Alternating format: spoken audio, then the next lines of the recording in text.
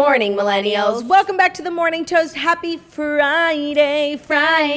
Gotta get down on Friday. It is obviously Friday, which is normally like a super joyous occasion, but we are being blessed in the studio with the presence of Bruno. Bruno Sweets is here. First time ever. I said I was going to try and bring him this week, and then it was Friday, and I was like, I'm a woman of my word. Mm-hmm. Bruno, let's go. It's really hard. Like, I do not envy. We used to have this with Theo. It's like the running around, the pooping. It's like, it's a full-time job when you're literally trying to do your full-time job. Right. He got here. He needed to poop. I could like tell he was about to go right where Theo looked back at it yesterday. Shit stain right between our feet. So I took him over yonder. I put down a paper towel. I was like, let's see how smart this guy is. Pooped right on the paper towel, right in the trash.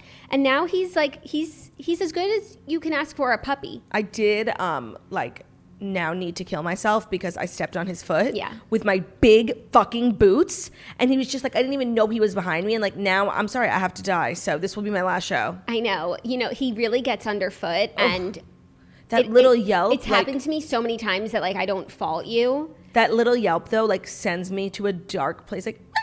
And you know what? I feel like one day it'll happen to him so when it actually really hurts so bad, and he'll learn something from it and he'll stop getting underfoot.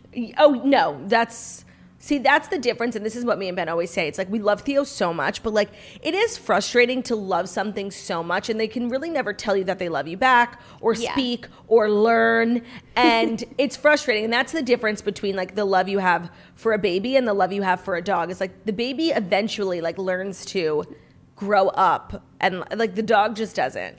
Yeah, but he learns some things. Like, Theo's a fucking genius. He became a doctor, and he can't even, technically communicate with the patients. Right, and he has no borders. No, he has no borders. He's such a great man. I mean, it's a shame that in order for Bruno to be here, it meant that Theo had to take the day off, especially considering he stole the show yesterday. We had no idea. And, by the way, he got a haircut last night just for today's show. Sickening. But if we brought both of the dogs, it would have been pandemonium. But you know what? One day they'll be in a place where they can do that, and we'll just have like our whole litter here at the show. Maybe Knowles will be stopping by, and that's like been our dream. Yeah, it has. So today's obviously exciting for a multitude of reasons, Bruno Friday, but also we are able to not announce quite yet, but give you a little sneak peek at our holiday merch collection, which is coming, and you will have your items in time for the holidays. I'm just taking a sip of my coffee, aka Diet Pepsi, from our new toasty mug. That's Claudia. That's beautiful. And I'm delicious. Just going to send some text messages from my new phone case. I haven't had a phone case in months. I'm literally so excited about this phone case. And maybe I'll send some texts from your phone too, Claudia. Ooh, spooky phone cases. We're really excited. We have new sweatshirts, we have new some accessories stuff coming. I'll take my phone back now that you did your little commercial. Really exciting stuff. So make sure you are just keeping up with the Toast on Instagram and listening to the podcast to find out when you can get your merch and how. Launch dates. We'll show you the exclusives. That's just a little taste. We wanted to give you a taste because we've been seeing so many comments of people Where's curious. The holiday merch? And so we just want to let you know it's on the way. There's a taste. Whet your whistle. We are all over it, just like we're all over everything, like the Fast Five stories. Today we have Keeping Up with the Kardashians and Southern Charm recaps coming at you, the season finale of Keeping Up with the Kardashians. Last night was such a pleasure watching 2 episodes of good television and then having the night to myself. I actually started a book, which I haven't read, a book that's not for the redheads since, I guess, Mariah Carey, but still, that's been like a month. Mm-hmm. I really hadn't read in so long, but I'm reading my second favorite author. I said last night on Instagram she's my favorite author, but she's my second favorite because my first favorite is Claudia Oshry. Oh, yes. Did I not mention that I am a published author starting January 26th? 2021. Usually it's like, oh, great, Jackie's talking about her books again. Like, I could just like days out. But now I'm like, oh, an opportunity for me to promote my book, Girl with No Job, The Crazy Beautiful Life of an Instagram Thirst Monster. Now available at many, many retailers like Barnes & Noble, Amazon, tons of places. Audiobooks are available for pre-order. Ebooks are available for pre-order. And I would really appreciate all the possible pre-orders because I have a goal. And I know a lot of people have goals when it comes to books, but mine is to get into the airport because I just feel like that's a chic aesthetic. And I can't really get into the airport, I think, unless I have like lots of pre-orders because they're like, oh my God, this girl, she's so popular. She's so famous. We got to put her in the Hudson News or MSNBC store. So I need you guys just to head over to girlwithnojob.com/book or tap the link in my bio on Instagram. Tons of retailers, Canadian toasters, I got you guys too. Maybe I can get to the Canadian airports. All the links are in the link in my bio. Check it out. Thanks. I'm done promoting for the day. Very, very good. So yeah, I'm just so excited that it's Friday. Me too. It's been a big week. Yeah, it's been a tough one. I'm not gonna lie. Yeah. I mean, I just feel like at this point, like being alive is tough. It is. So I can't really say that there was anything like different or particularly challenging about this week, but just life, man. It's fucking hard. It is. But I have Bruno Sweets in my life now, and he has just been like the biggest blessing. Joy. It's so wonderful. So much work, like not gonna lie. So my whole life is changed. But it's worth every minute, you know? And that does go away. Like, it's just so important to keep that in mind. When it's like the puppy months and you're like, oh my God, like I need to give this dog up. Like, just always keep in mind, like the toughs, like that goes away. And that's easy for me to remember because I see Theo and I'm like, this is a perfect man. This is what's possible. This is a dream. So, he is a perfect man. And he also, like, even though he's a puppy and he has energy and this and that, and he can be annoying sometimes, like, he's really the best thing. Like, he's the sweetest thing. No, that's why he's called Bruno Sweets. I call him Bruno Ocasio-Cortez. I don't know why, but it just really... No, it's because we say Bruno Sweets, Nespresso facem, and... Odazio. Elvazio. So then I'm like Odazio-Cortez. Bruno Odazio-Cortez. So that's where I'm going with the nickname, and that's that on that. He's named after all the Nespresso flavors. Right, and that's why it's inspired Stormio. Stracciatelli. Odazio is my favorite Nespresso flavor. Nespresso.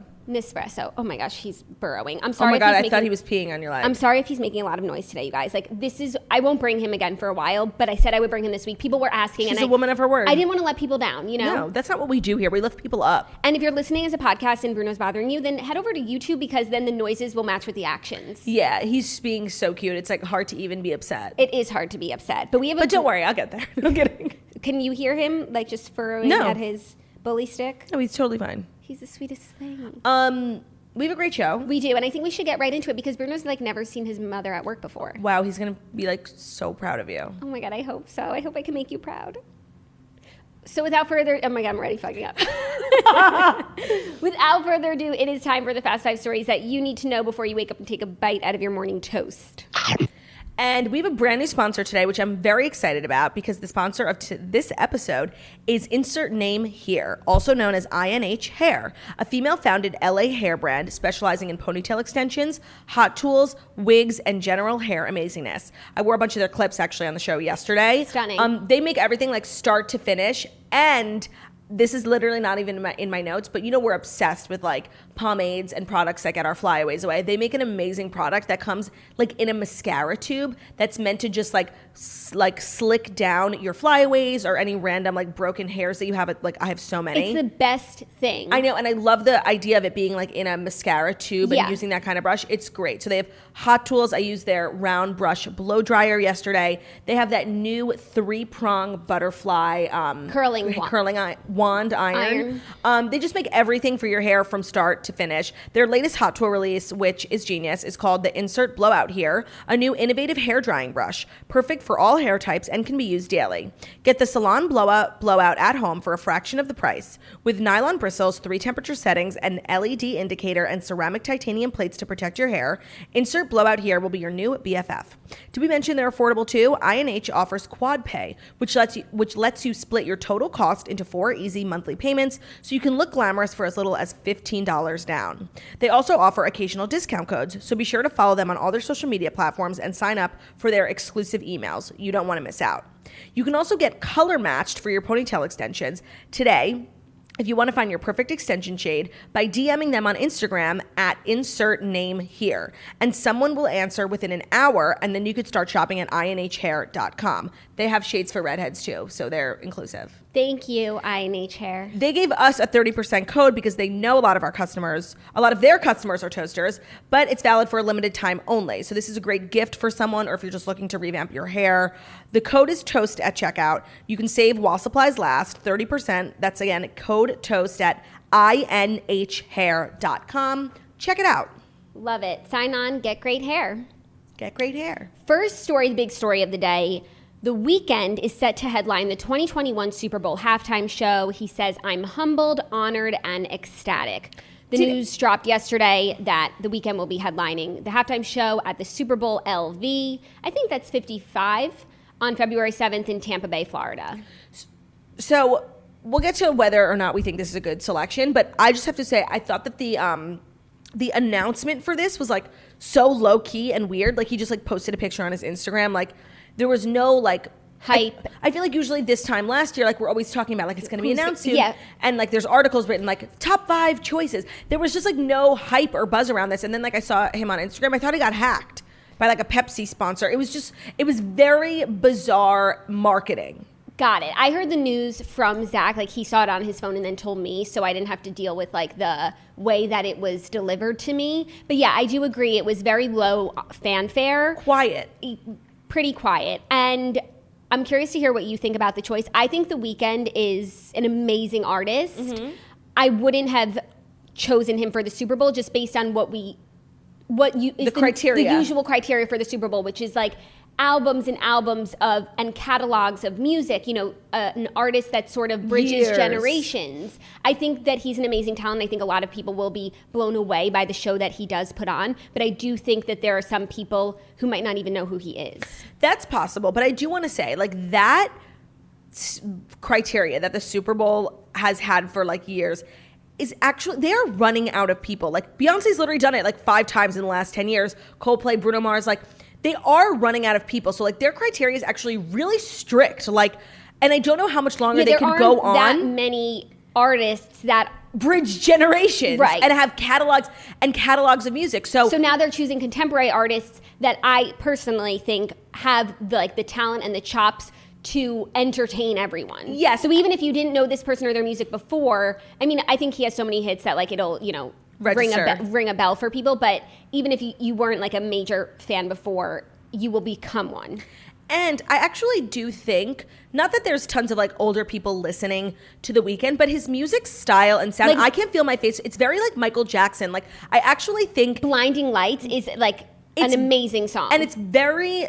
It's contemporary, but it's universal. So I actually think this is a very good choice. And I also think like given the year we're coming off of, especially with like so much controversy in the NFL, like to have a black performer is wonderful. So I wouldn't have ever chose him, but I'm not mad about it. I'm not mad about it. I was definitely surprised by the choice, but the more that I think about it, I think it's like a new direction. Which they needed. For the halftime show. Which is, I'm always here for a new direction. Yeah. And I'm always here for the new direction. And you know what? If One Direction wants to come on with The Weeknd, like I wouldn't be, imagine. And if the Glee Club wants to come on with a different teacher, with a different teacher other than Mr. Chu. Well, can I just say that I think that this halftime show, and usually they do bring on like a second or third act. I think it should be The Weeknd and the New Directions. I mean, honestly, like at the peak of Glee, the fact that like they never did the halftime show, like it would have been iconic. They bridge generations. They sing songs from all different decades. Like I actually think, like all jokes aside, at the height of Glee's fame, if they had come when on, they were on tour, if they had come on, it wouldn't have been crazy. But I'm not like shocked that nobody has them. No, but like it would have been iconic, like truly. But can I just say, like earlier in the week, we reported that Matthew Morrison is going to be the Grinch on the NBC's reenactment of the Grinch, blah blah blah. And while the news was obviously devastating for us in the Matthew Morrison is a war criminal fan club. Can I just say the content like that's now being pushed around because he's back in the news is so funny, and people are just like tagging me and like Matthew Morrison is being cringy TikToks. So while I'm upset that he is going to ruin Christmas, I'm actually glad because it brought us all this content. Right, and it's really bringing the Matthew Morrison haters together. Yeah, no, we are a strong, united front, and people reached out to me just saying, I can't really talk about this with any of my friends, and just like hearing you on the podcast made me feel like less alone. And that's what I always want to be for people is a voice for the voiceless. Yeah. And Claudia, I feel like that's beautiful. We are. Yeah. So this, and I wonder, if all the backlash on Matthew Morrison being announced as the Grinch, like, has made NBC reconsider. No, I think there's already like a trailer out for it. Like, I think it's happening. It's too late. It's too late. It sucks. But I think it's good for them too. Like, people are talking. That's true. And so that's always true. That's always what you want. Like, people are talking about The Weeknd, and I think it'll be exciting. And also, I'm going to assume that he's going to bring at least one other person or artist or group out. Who does he have collabs with, like on his songs? Maybe like Ariana Grande. They have one song, but it's her. Oh, but that's like a really old song. I know, but you never know. No, that'd be cool. Yeah. Has Ari ever done it? No. That's weird. Yeah, but she's another one who's, like, I could see her one day doing it, but I think right now it would be a very contemporary choice. See, no, I think maybe that's the problem that they have. And, like, Ariana Grande should be the one to do it. She's the biggest pop star in the world. And so if she doesn't fit their criteria, like, your criteria sucks. Like, make some changes. And I actually think that they are. Because there are only so many Lady Gagas. There are only so many Beyoncés, Bruno Mars, like, once in a generation. And who also happen to have, like, pop music. 'Cause, like, Adele could do it, but, like, everyone would be crying. Like, yeah, Bruno totally. is about to make a leap for it. Oh, he's Bruno. gonna make a jump? Bruno. What are you thinking, Bruno? What do you think about this news? He's like, my namesake Bruno Mars should be there once again. If Bruno Mars did it every year, like, I would literally be the biggest fan of football. No, totally. But The Weeknd put out a statement saying, we all grow up watching the world's biggest acts playing the Super Bowl, and one can only dream of being in that position. I'm humbled, honored, and ecstatic to be the center of that infamous stage this year. So beautiful. Beautiful. That's very well said. Also, Jay-Z, who was tasked by the NFL with advising on musical events, said in a press release, The Weeknd has a sound all his own. His soulful uniqueness has defined a new generation of greatness in music and artistry. This is an extraordinary moment in time, and the Pepsi Super Bowl LV halftime show, Louis Vuitton halftime show, is going to be an extraordinary experience with an extraordinary performer. Facts. You know what I just thought? Why does the Super Bowl halftime performer have to be pop?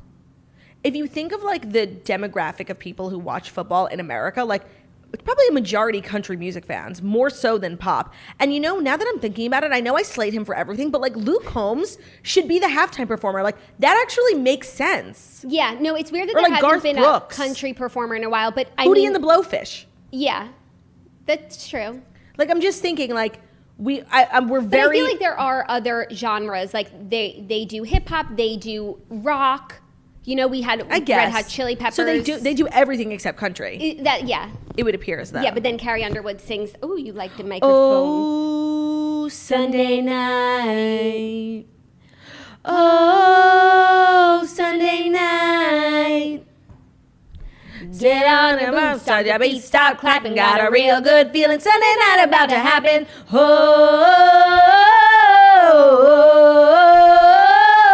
stand on the bus, start your beat, stop clapping. Got a real good feeling, Sunday night about to happen. Such a good commercial. Wake up in in the morning, don't know what happened. Oh, you have to hear mommy sing, huh? Oh, Sunday night. Beautiful. Oh, Sunday night. Okay, we're done. I think this is a good choice. This is always just like this time of year where we're selecting and talking about this.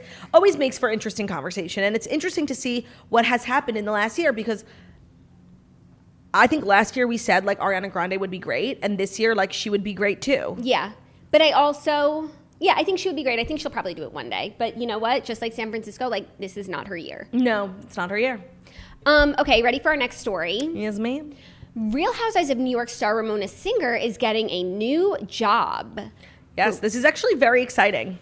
Ow, he's biting me. Crazy pants. He's going crazy. Ramona Singer is moving on from branded Pinot Grigio and skincare to selling high-end real estate. The bubbly blonde is studying for her New York real estate license, a source told Gimme Shelter. She doesn't have it yet, but when she does, she is slated to join Michael Lorber's star team at Douglas Elliman. So I know a lot of people are probably, like, confused, like, why she's getting a job in real estate. She's a reality star. But I think most people who watch the show can agree that Ramona's time is almost up. And the show has been her life for so long. And when you watch season 1, she had a successful business, like reselling, wholesale, discounted, whatever. She had, like, some job in fashion. She had her own business, and it was actually quite successful. And she obviously has stopped doing that, and the show became her life. And I think her income is 100% reliant on the show, and that's a very vulnerable place to be in, because I do think her time is up. So her having a job, she's very personable. She's a realist. She's a gal about town. I actually think this is a great job for her, and very smart of her to be forward thinking about what happens after Housewives.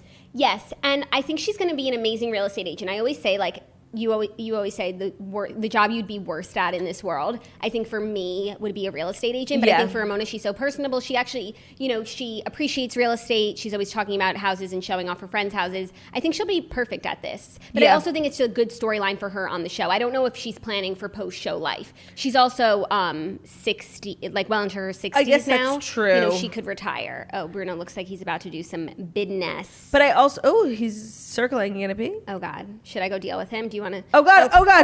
Bruno! Please, no. All right, you know what? Maybe it's time for a song.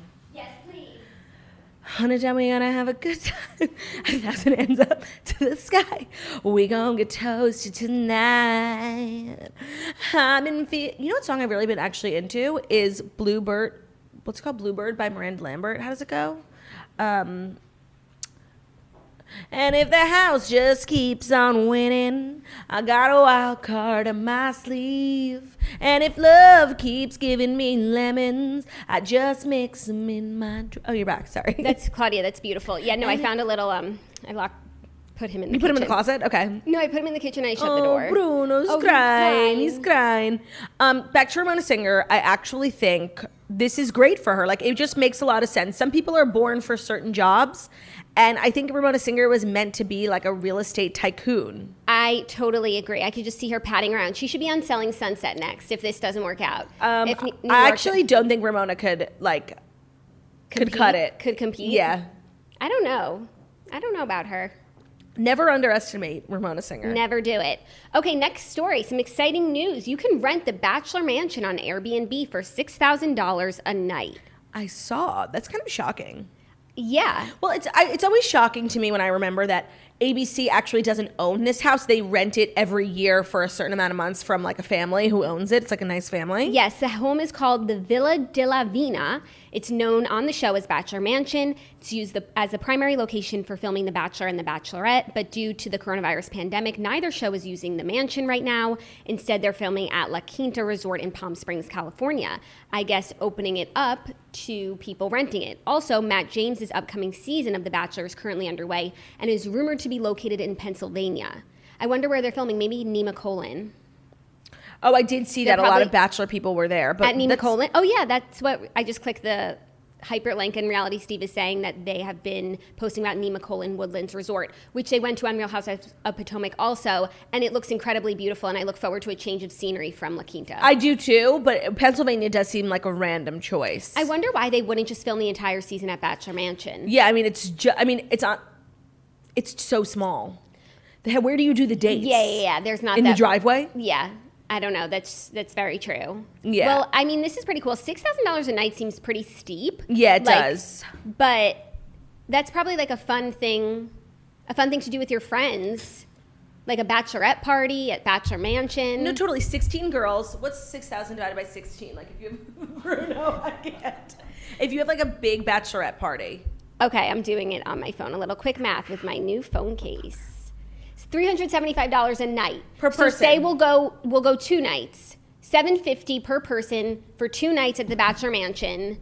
You could also have like 30 people because that's what like they start with, plus the crew. No, and the bedrooms in Bachelor Mansion, I think they all have bunk beds. Like it's literally built for a house for 50 people. Oh my God, we could do like a Camp Toast Bachelor Mansion style. That's a good idea. That's really funny.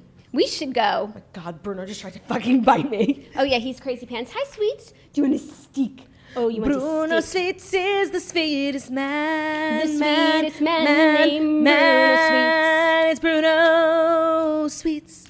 Oh, Bruno Sweets loves his auntie. He matches your outfit today. He does love his auntie. Ow, okay. He's just like his cousin. No. Bruno, no. He does bite a lot. I don't know what to do. Magnolia did, and so did Theo. It's very normal, but because his teeth are like little baby teeth, they don't actually hurt. I think he got one of the caps of my coffee cup. Let's see. Oh yeah, there it is. Bruno. Y'all, just pray for us today, okay? It's a busy day. Let's maybe keep moving. You know, maybe, I know. Maybe wrap this up. I'm trying. Okay, next up, Lamar Odom and Sabrina Parr have reunited to celebrate the 1-year anniversary of their engagement. It's just like not how breakups work, after Lamar. Splitting. So the two of them are spending time together 1 week after announcing that she had broken off their engagement. On Wednesday night, she posted a selfie with Lamar kissing her cheek on Instagram stories, writing in the caption, "Made it in time to celebrate our 1-year engagement anniversary." I'm going to take this to mean that they're back together. Which I'm happy about. I'm happy about, but like the back What about and the concerns that she had raised just a few days ago? Yeah, she said something. Hold on, where's the quote? She said, "Y'all know I'm honest and transparent, so I have to be the first to let you guys know." Oh, sorry, that's the last one, that she was no longer engaged to Lamar. No, she said something about, like, people expect you to do something. You don't always have to do what, like, people expect you to do. Something like that was what the gist that I got. So no, I mean, I'm happy for them. I really am. But, like, it seemed like there were some, like, really legitimate concerns coming from her merely a week ago. Yeah. And I just want to know, like, were all the problems fixed? This is what she said. "I know society pushes us to walk away from everyone and everything that hurts us, but the truth is some things are worth staying for." I agree. I mean, Lamar is a PJOM. He's honestly, like, the president of PJOM Nation. Yeah. And he deserves the best. So, like, the fact that he's just, like, not sleeping alone makes me happy, you know? Yes, I agree. And I feel like that quote also applies to Khloe and Tristan, which we'll talk about in the Kardashians recap. But, you know, sometimes things are what they are. And you just have to accept them. Speaking of tumultuous relationships, a little update on Carl Lentz, the celebrity pastor's alleged lover, is telling... I don't know why I'm, like, obsessed with this Claudia story. has asked us to talk about this story a number of times this week. And finally today I had Bruno. I was overwhelmed. I couldn't find a fifth story. And I took was advantage like, of her she vulnerable took advantage moment. of my vulnerability. And she got me to report on the story. Well, I just can't believe, like, the mistress is very thirsty. Like, she's speaking directly to Page Six, like, not even through, like, a lawyer. Like, this is her moment, and she's gonna shine. Yeah, so she's talking to Page Six. She says, "I was a drug to him." She's talking about their 5-month pandemic romance and the hypocrisy of a man who she said was unable to practice what he preached. She said, "I'm here to tell the truth, and maybe by doing that, other people will have the courage to speak up too."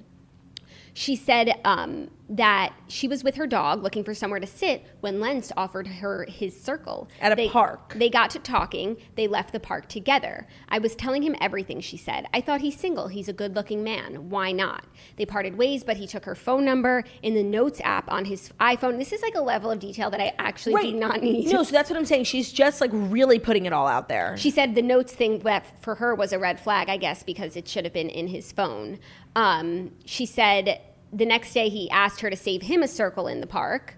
Okay, so, like, blah, blah, blah. The two of them got together. What I thought was really interesting was that, like, the first time they hung out, like, in private in her apartment, she said he was, like, really nervous, like, giving off, like, teenage virgin vibes, which is just, like, so mean. Like, it's just, like, really mean for her to say that. But, like, honestly, to me, what's so weird about this whole story is, like, Carl Lentz was a part of this, like, institution where it's like they protect, like, they're very private and secretive, and I just can't believe he would just, like, meet a stranger in the park and just, like, have sex with her. Like, no, totally. That's just so messy. No, 100%. That's not what I would have expected from him either. So I just feel like there's no good way to have an affair, but when you're a part of, like, a mega church that is in the news a lot and, like, you're very protective and you're, you know, they're very closed off. I was just found it shocking that he would be so lazy. Yeah. Like, find someone in the church. Like, or someone who, like, has... Well, don't cheat on your wife, but if you're gonna, like, don't be dumb. Yeah. No, I feel that. So that's why I wanted to talk about it. Not because I'm obsessed with Carl Lentz or anything. She is. No, I'm 100% obsessed with him. Yeah, no, this story is just really crazy. I feel like every day it's like there's something new. He had just sold his house, this and that. Yeah, and also I think maybe why I find it so interesting is because I'm fascinated with people who are famous for, like, we have this conversation a lot, for, like, their jobs. Yes. And, like, it's just not every day that there's, like, famous pastors. I mean, I guess actually, like, Joel Osteen is famous. And like, Tony Robbins. Yeah, well, he's not a pastor, I don't think. He's a motivational speaker. But maybe also, like, what's that guy's name? Pastor Dan from Raising Helen. He was a good pastor. He was a good pastor. Oh, you mean, like, from Filthy Rich? Yeah, right. So I just think it's interesting, like, when people get famous for their jobs, and Carl Lentz is one of those people. And fame is a double-edged sword, my friend. Yes. One night you're hanging out with Justin Bieber. The other, you're meeting a lady in the park. Selling your house. Was that our fifth and final? That was our fifth and final story. So now we can do TV recap, which I'm excited about because both great shows. Yes. I think let's start with Keeping Up with the Kardashians. It was on first. Season finale. Bittersweet. Even though, like, it wasn't an amazing season, it was just bittersweet because we know what's coming. What's coming? The final season. Like, oh, yes. We're moving. Now we can say, like, with the next season, the upcoming season of Kardashians is the final season, and that's just sad. I know, and this season was so short. They always are short. They're like micro seasons. But this one, it was short, but it also had that break in the middle, remember? So it's actually been like long. I guess, but it's just so strange how they film it. Will you throw me his belly stick? Yeah, of course. Hold on. Sorry, everyone. Just let him eat his harness. It's not going to kill him. I guess I could just, like, if he breaks it all. You have to choose your battles. I know. He can have it. What I thought was really interesting is that, like, during quarantine, like, they were actually quite busy. Like, they were being super safe, but, like, they were planning things, like, for Courtney and then Scott's birthday. And they were together quite a bit, but, like, none of that was shared on social media because, like, the COVID police, like, in the last 6 months, like, those internet like policemen have become so like empowered, and anything anyone does is like, well, your mask is not fully covering your nose. Like, it's so crazy. And so I just find it interesting that they had this whole life going on in Calabasas, and they literally live in a simulation. Like, things go on there and like nobody knows about it. It's crazy. And I just find it interesting that they had all this stuff going on and like nobody knew about any of it. Yeah, no, definitely really interesting. Also seeing how they all coped, like Kim and the 4 kids, and we had reported on it because she like shared in an interview how overwhelmed she was at the time, and we were like, oh, how hard it must be. Yeah. But like honestly, it looked extremely overwhelming. No. But then when she finally got rid of her kids and was like, I miss them so much, I'm so bored. Like I love her so much. Me too. She's just a queen. Like to North, get out. I know. Like, I feel like, you know, of all the kids, North is probably at the age where she's like was the most annoying. And I think she has so much energy. She has so much personality. Like, it must just be a lot. Right. And no, like they have the privilege of probably having each kid has their own nanny. So to go life. From that to nothing is a real shock to the system. Yeah. But my this was actually last week when we didn't recap it. Kim was doing that foot peel mask that Scott gave her, and me and Ben did it last week. Our feet, like our bed is disgusting. I have to literally vacuum the bed every day because so much dead skin. My feet are peeling. It's like a banana. Like my fresh foot. Is that the thing where you put your foot in it and then you like it's like put a little sock, like a little glovey thing? Yeah, it's like a foot glove. Yeah. And then I got one for Zach a while back. It's amazing, but it's the upkeep. It takes 1 to 2 weeks for all the. And what's the goal? You just like get fresh feet? Well, I have like really dry heels and calluses on my big toe. So just like and I get them pedicured and like exfoliated a bunch, but like for the first time in my life, like I'm literally shedding my dead skin, and it's years of dead skin. That's crazy. I don't have problems like that, I don't think. Well, it's just a fun experiment when there's nothing else going on. It looks really messy. It's so messy. Like my dustbuster, like my little handheld vac has become my best friend. Like, cause it's just, and I wear socks all around the house now to literally contain my dead skin. That's insane. It's disgusting. That is so funny. Oh, sorry. Back to the Kardashians. So, the Scott rehab drama was actually very interesting to see, to watch it unfold, because we had like reported on it as it was happening, but to see that like no one even knew that he was there. He completely checked himself in. He was just like trying to do what was best for himself. That just like reminds me, I feel like in a couple of the celebrity memoirs that I've read, like celebrities will get to this breaking point and they try to seek out help, and like they like what you would think would be best for them, and it turns out to make a situation even worse. And I'm just glad that he has the support system that he has, because he could have gone to like a dark place after that happened, and whatever he was feeling would have been even more exacerbated. But I'm glad that he was able to like bounce back from the trauma that they inflicted on him. Seeing him on that family FaceTime, like right after it happened, I thought he would be like a little bit like for me, if that had happened to me, like I would be like destroyed. I would be embarrassed. I would feel, exploited, and I wouldn't want to talk to anyone. And I feel like he had like kind of a good attitude about it. Like they were all joking how like he went there for trauma and they ended up like traumatizing him. Like I feel like he had like a good spirit about it. And I loved seeing Rob in the family chats. Like I love him so much, and I'm so happy for him, and I don't even want him back on the show, even though like I love seeing him on the show. I really just want him to do like what's best for him and Dream. But I just loved seeing him, and the way like he's honestly just like, he's like, yeah, Mom, you're totally right. Like I just love him, and I never see him. Totally, really cute. Other than that, the only other thing was like Tristan and Chloe, and I know it's like so toxic, but when I'm watching it, I'm just rooting for them. Like I'm rooting for them. We've never seen this much of Tristan. I don't know who he was a year ago that he's the new man now, but like the way he was when he was talking to Chris and like talking about how like she's in the penthouse and he's in the basement and he's gonna like work his way back up, and even when it gets hard, he needs to look in the mirror and be like, you did this. You're here because of your mistakes. Yeah, I'm here for it. I'm here for them. I can see how it would be like challenging for Chloe to like fall back into love with him. Of course. And trust. I ship. He's doing the work, a year's worth of like being a good man and eating shit and being there for her. Like that's real stuff. I know. And part of me is like, I know it's toxic, but like they have a kid together and they obviously love each other. And I think Tristan loves being a part of their family. So it's just like, oh, we need to talk about Kim's birthday vlog.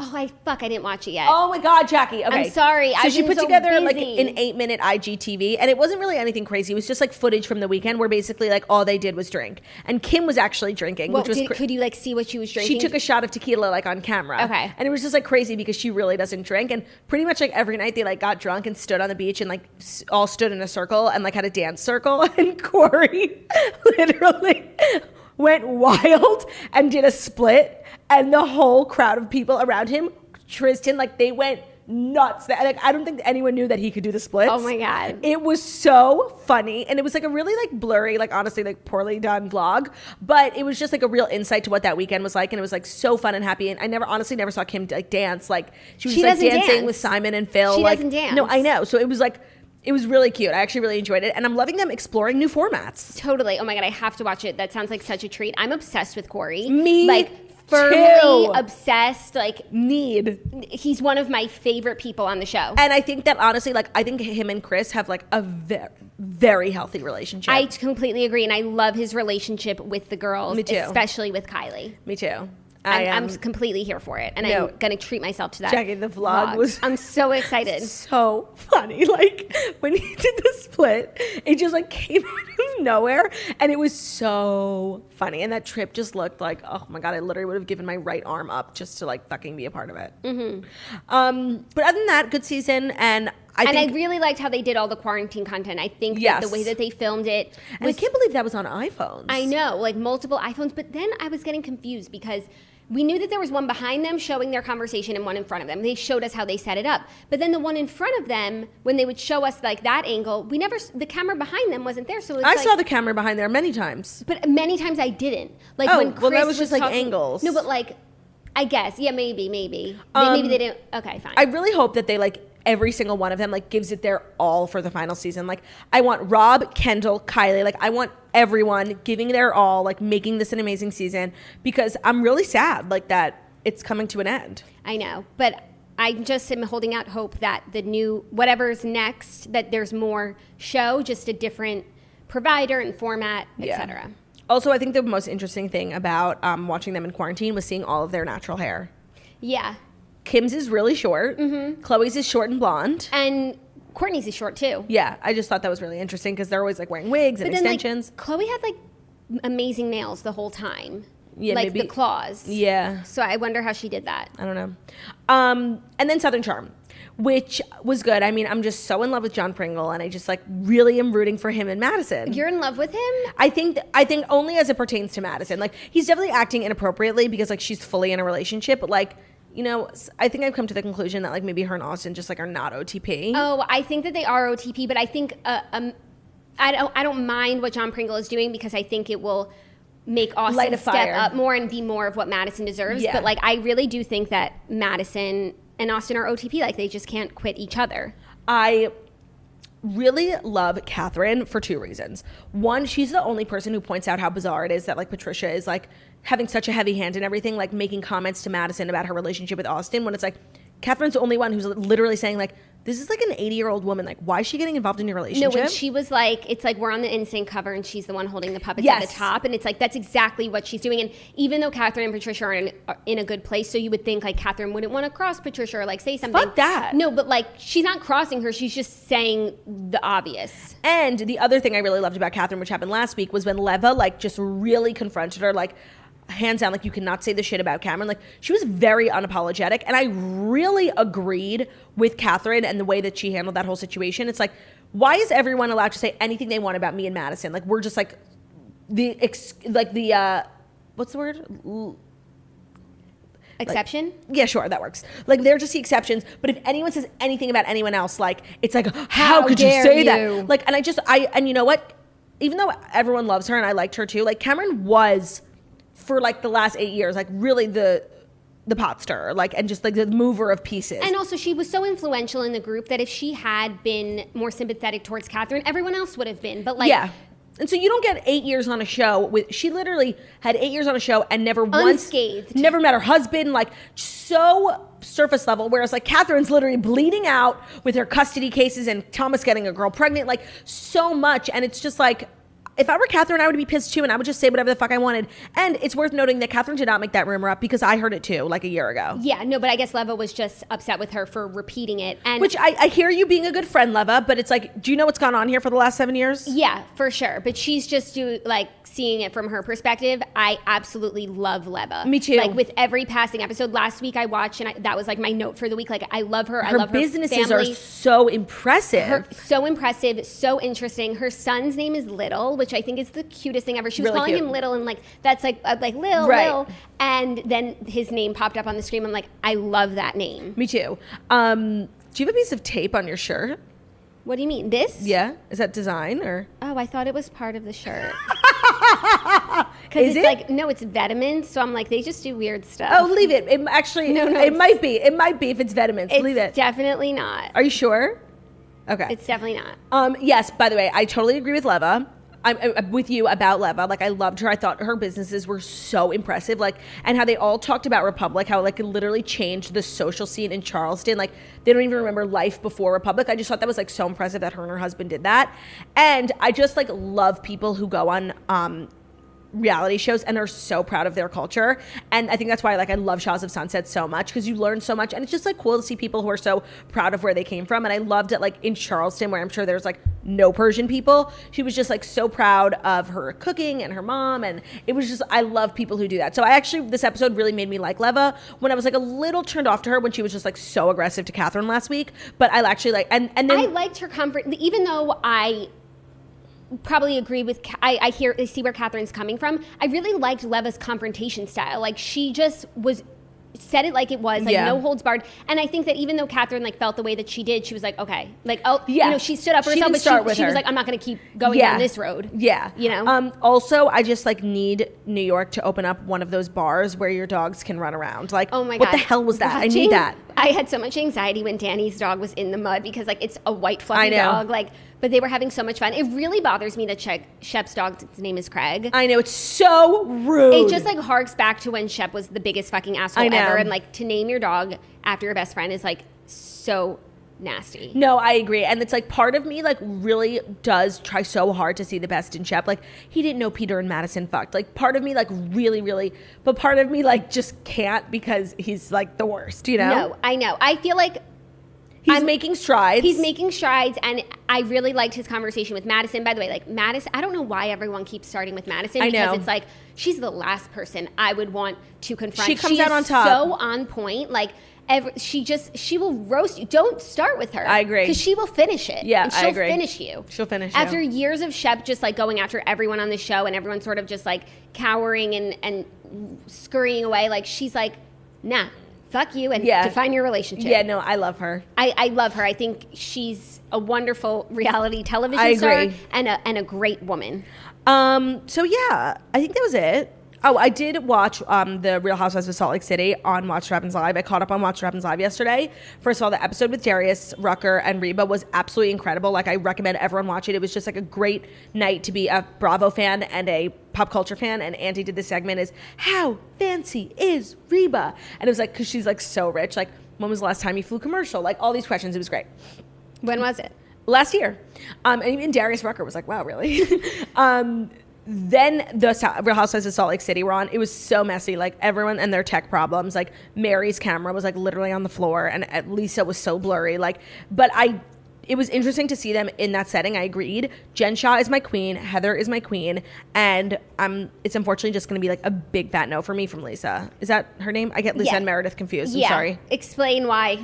She was giving, you were right. She was giving off like very, premeditated, like, I've been waiting my whole life for this moment. Yes, and like even just her look and everything, and like Andy, and like she just tries, like, she's like putting herself in the Housewives hemisphere, like, even though she's literally been here for 2 days. She has one photo from a press party with Bethany, and she was like, I met her, I'm so happy for her and her empire. No, it's like, you literally met at a party once 7 years ago, and you're proud of her. Like, it was just very thirsty. So I totally saw what you saw, but you definitely planted it in my head. Like, oh, for sure, which I can do. And did you like Meredith more on Watch What Happens Live? Yes. Oh my God. So Meredith got something done, like lip filler or something, that made her look way different than Lisa. Which she was giving me like Kyle Richards vibes. Which was very helpful. I need her to continue filling up her face. And yes, she wasn't so thirsty. It was like Andy would ask a question, and there were certain people like Jen, who were like Heather, who like literally could not wait to answer the question. And Lisa was just like, Meredith was just like, I will speak when spoken to. Like, she was very relaxed and not thirsty. And Whitney too, and Mary, because I don't think Mary had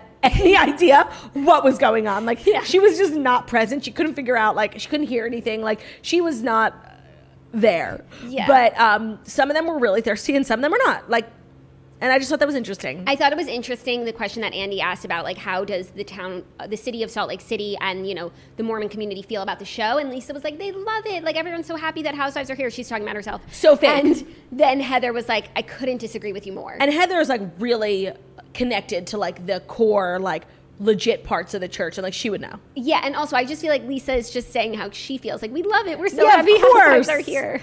So it was a really busy week of television watching. I'm honestly relieved that it's over. No, like, I know. I guess next week without CMAs, like, we get 3 hours back. And no Kardashians, because Kardashians. No Kardashians, because this was the season finale. So 4 hours back next week. Yeah, no premieres though. Oh, please. Well, you know, Total Bella's started again, but I didn't watch. I didn't watch, but sometimes I do. I don't know. I really like that show, and like sometimes I catch one episode and then I like fly through the season. Right. Well, I'm actually thinking maybe I'm not going to watch TV this weekend, because that's literally all I did. Crown drops. No way! 2 days, November 15th. That is very exciting. Yep. Wow. That just, oh, look, Bruno sweets the crown. It's dropping. Sweets the crown. Crown Teagues. Hi, my boy. Hi, my sweetie pie. So we're going to wrap this up. Thank you, Bruno, for being here. Everyone follow Bruno on Instagram at Pups With No Job. And thank you guys so much for listening to The Morning Toast, the Millennial Morning Show, where we deliver the fast 5 stories every Monday through Friday that you need to know. Wait, no, I fucked that up. Thank you so much for listening to The Morning Toast, the Millennial Morning Show, where we deliver the fast 5 stories that you need to know every morning, Monday through Friday on YouTube. So if you're watching us on YouTube, please feel free to subscribe and give this video a thumbs up. We're also available as a podcast anywhere podcasts can be found. So that's Spotify, iTunes, Stitcher, Public Radio, iHeartRadio, CastBox, all the places. Wherever you listen to podcasts, find us The Morning Toast and leave a 5-star review about how beautiful, stunning, and smart we are. We hope you have an amazing weekend. Stay safe. Don't drink and drive. Have a good time. Wear a face mask, and we'll see you tomorrow. Goodbye. I mean, Monday. Goodbye. Goodbye. Goodbye. Bruno. Bruno, sweet, Bruno.